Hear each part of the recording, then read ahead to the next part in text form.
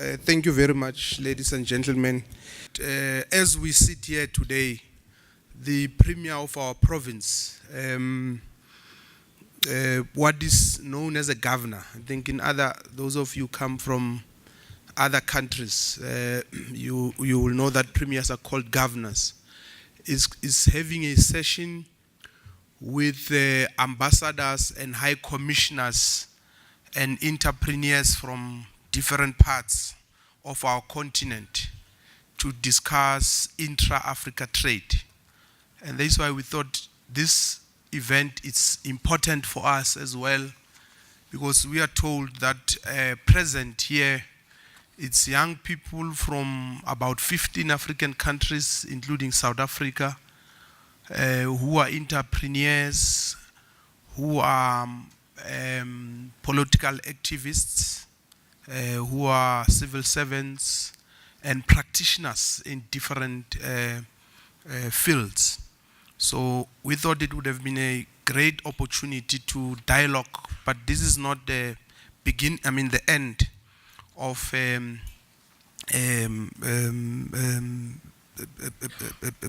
dialogue. We will have an opportunity in future, and as we work going forward to engage with yourselves. And as I was sitting there, I was just trying to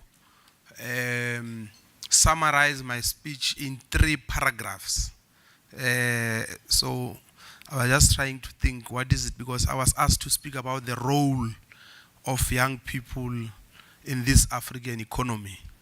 And I was thinking that the first thing that young people must do, as Lenin says, those of you who are Marxists will know that he was saying the task of young people is to learn, to learn, to learn, to learn.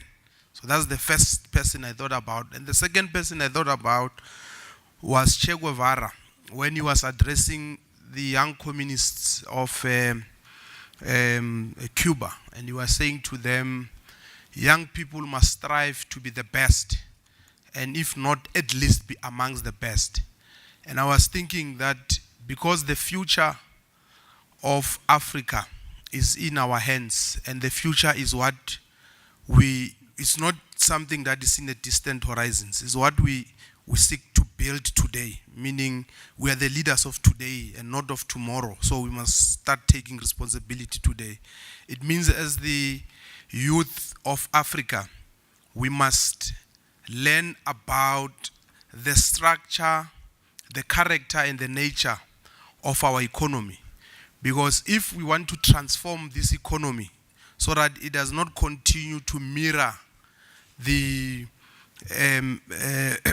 colonial past of our continent, we must be able to understand what is it that we want to transform and why do we want to transform it. Because ultimately we want to make sure that the overwhelming majority of our people are integrated into the mainstream, because we all know the problems that we face as a continent of squalor, of poverty, unemployment, inequality, xenophobia, lack of democracy and good governance in other parts of the continent, terrorism, crime, and all sorts of problems. So for us to be able to deal with those issues, we must be able to deal with the issue of the economy.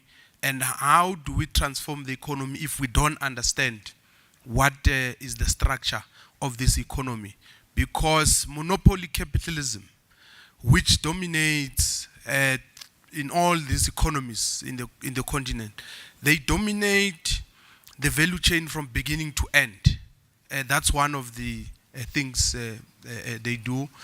But they also prevent your new entrants into the economy from coming into the mainstream, and they make it difficult for small, medium enterprises and entrepreneurs to grow and find expression. So that's why our perspective of transformation must find resonance in the entire African continent, because the African's economy is still dependent on Europe, Asia, and the Americas, amongst others. about 90% of the food we consume in Africa is important from other continents. And this is despite the fact that a lot of our African countries, like DRC, for instance, have vast tracts of land that is arable. And because of instabilities in these different parts, we are not able to put it to effective use. So we've got that task as young people to understand what is the problem that is facing Africa and its economy, so that we are able to transform it. And when we say we must modernize it, it's because times are changing and because we are part of the global village, and we should be able to be innovative. The next event I'm attending, we're actually launching a digital hub, which is going to create an opportunity for young people. Well, there's already created an opportunity for young people who are in the virtual reality, gaming and animation space. And those are the type of industries we must start advocating for, because we want to build smart, knowledge-based economies in the continent so that we can be able to run. And those are the issues which I think as young people we must be able to continue advocating for. And of course, we must reindustrialize, because we know that our economies, very few of us have got the potential, including the so-called economies. You can talk about South Africa, can talk about Egypt, Nigeria, and even those that are seen to be doing well, like Ethiopia and Kenya. Recently, we export raw material and bring them as finished goods into our shores, and that's why we are not able to grow the economies. Our entrepreneurs are not engaged in the productive sectors of the economies.